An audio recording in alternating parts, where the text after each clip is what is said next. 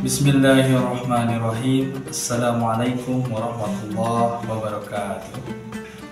Alhamdulillahirabbil alamin wassalatu wassalamu ala asrofil anbiya'i wal mursalin wa ala alihi wa ashabihi ajma'in. Amma ba'd.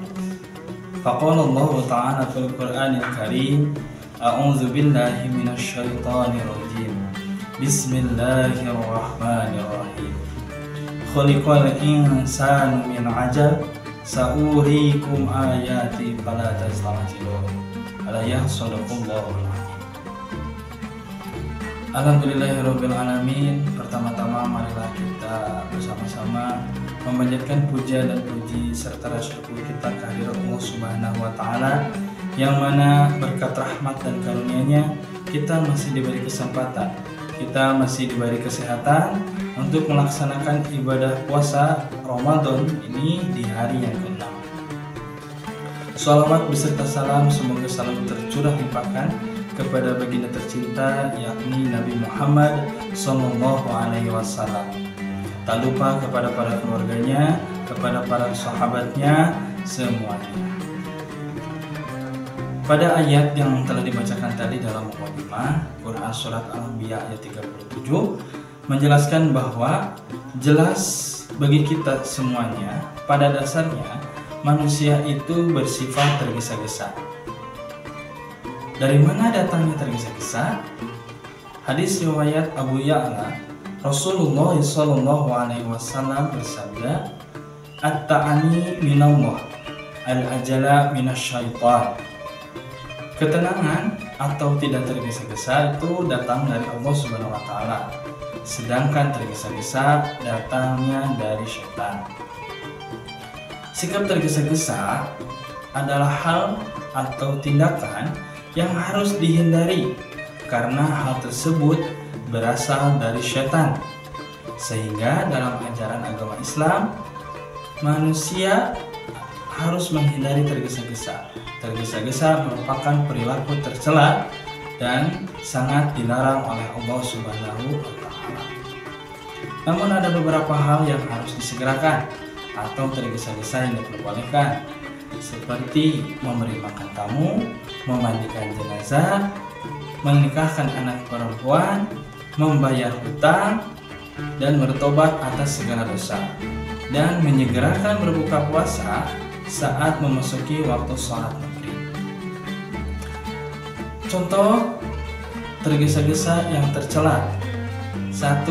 Tergesa-gesa dalam berdoa, di mana dengan mengatakan bahwa Allah Subhanahu wa taala tidak menerima doa kita, bahwa Allah Subhanahu wa taala tidak mengkabulkan doa kita, sehingga kita tidak berdoa lagi kepada Allah Subhanahu wa taala dengan benar. Kemudian tergesa-gesa mendatangi masjid ketika iqamah dikumandangkan. Tergesa-gesa untuk menghabiskan makanan. Tergesa-gesa dalam menuntut ilmu atau keinginan melihat atau menunjukkan hasil dari menuntut ilmu tersebut. Obat dari penyakit tergesa-gesa ini adalah ketenangan dan kesabaran. Kita harus belajar dan berlatih untuk tenang dan bersabar dalam memutuskan sesuatu. Kita harus berlatih dan bersabar dalam melaksanakan sesuatu. Kita harus terus berlatih dan berusaha untuk mendapatkan sesuatu yang diinginkan, dan dibarengi dengan berdoa kepada Allah Subhanahu wa taala. Niscaya Allah Subhanahu wa taala akan memberikan kesabaran dan ketenangan kepada kita dan dijauhkan dari ketergesa-gesaan. Kita sebagai pelajar harus bersabar dalam menuntut ilmu. Waktu dalam 1 tahun atau 2 tahun itu tidak akan cukup dalam menuntut ilmu. Ilmu sangatlah luas, ilmu sangatlah banyak. Maka dari itu kita tidak boleh tergesa-gesa dalam menuntut ilmu, apalagi menunjukkan hasil dari menuntut ilmu tersebut kepada orang lain, yang akhirnya mendatangkan sifat kesombongan. Tergesa-gesa adalah tabiat buruk bagi manusia yang harus dihindari, kecuali pada perkara-perkara yang dibenarkan oleh syariat agama Islam.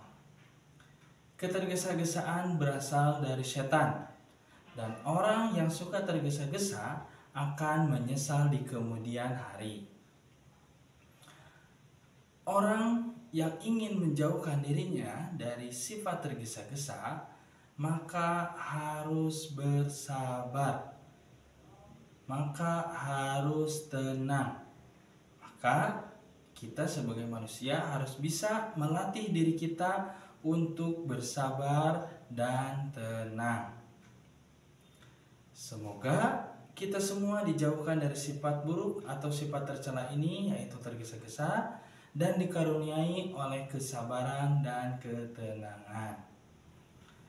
Mungkin semoga bermanfaat untuk kita semua. Jika ada yang baik datang dari Allah, dan jika ada yang buruk datang dari saya pribadi. Mohon maaf atas segala tutur kata dan kehilafan. Billahi taufiq wal hidayah. Wassalamualaikum warahmatullahi wabarakatuh.